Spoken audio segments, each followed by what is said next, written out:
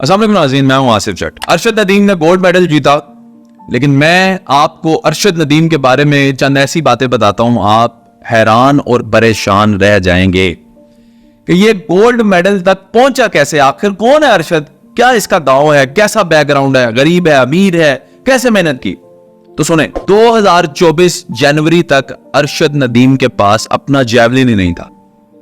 यानी ये जिससे थ्रो पहनते हैं, जो स्टिक होती है, इसको जैवलिन कहते हैं, ये अरशद नदीम के पास जाती नहीं था। एक था वो खराब था और नया लेने के पैसे नहीं थे। ये 85,000 रुपए का मिलता है, जबकि नीरज जो कि इंडियन जैवलिन थ्रो करते हैं, एथलीट हैं, उनके पास 177 जैवलिन थे जो कि हुकूमत ने उनको ले दे रखे। पाकिस्तानी अरशद नदीम के पास जनवरी 2024 तक अपना जैवलिन ही नहीं था।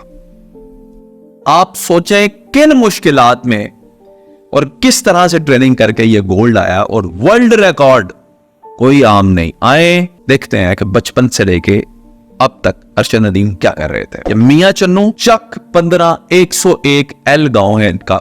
बहुत सारे लोग क्लेम कर रहे हैं कि हमारे गांव का, लेकिन इनका गांव ये है। इनके वालिद राज मिस्त्री हैं, मिस्त्री मजदूर जो होते हैं, इनके वो वालिद हैं, और ये एक बिल्कुल मिडिल क्लास फैमिली से इनका ताल्लुक है। ये बचपन में जब 6 साल के थे तब तक ये क्रिकेटर बनना चाहते थे, और इसमें इन्होंने बहुत सारी मेहनत की है। 2 लोगों का ना अरशद की जिंदगी में बड़ा किरदार है, और ये दोनों ही इसके कोचेस हैं। जो पहले कोच हैं जिनका बहुत बड़ा किरदार है, उनका नाम है रशीद अहमद साकी साहब। साकी साहब ने बड़ा किरदार अदा किया है अरशद की जिंदगी में। जब ये 6-7 साल के थे तब से ये इनके पास है, और उस वक्त मैं आपको बताता चलूं, ये जैवलिन थ्रो नहीं करते थे। ये डिस्क थ्रो करना, जंपिंग करना और इस तरह की एथलेटिक जो गेम्स होती हैं उनमें पार्टिसिपेट करते थे। इसकी हाइट देखते हुए अरशद साहब ने से कहा कि तुम जैवलिन थ्रो किया करो। सारा क्रेडिट उनको भी जाता है।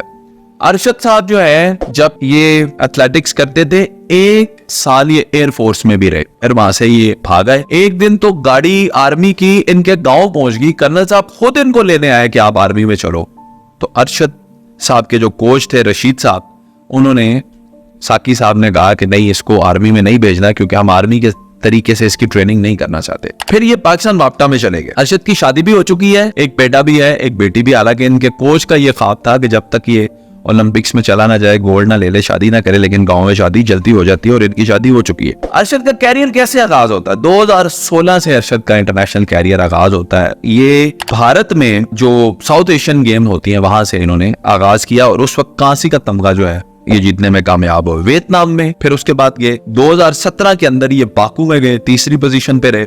2018 में ये जगार्ता में कांसी का तमगा इन्होंने लिया, और 2019 में कतर के अंदर इन्होंने पहला कौमी रिकॉर्ड कायम किया, जो कि 81.52 मीटर था। ये अरशद का पहला कौमी रिकॉर्ड था। इस वक्त तक पाकिस्तान के किसी जैवलिन थ्रो करने वाले ने इतनी लंबी थ्रो नहीं फेंकी थी। उसके बाद अरशद जो है जी, काठमांडू में गेम्स का सबसे बड़ा रिकॉर्ड बनाते हैं, और वो था 86.29।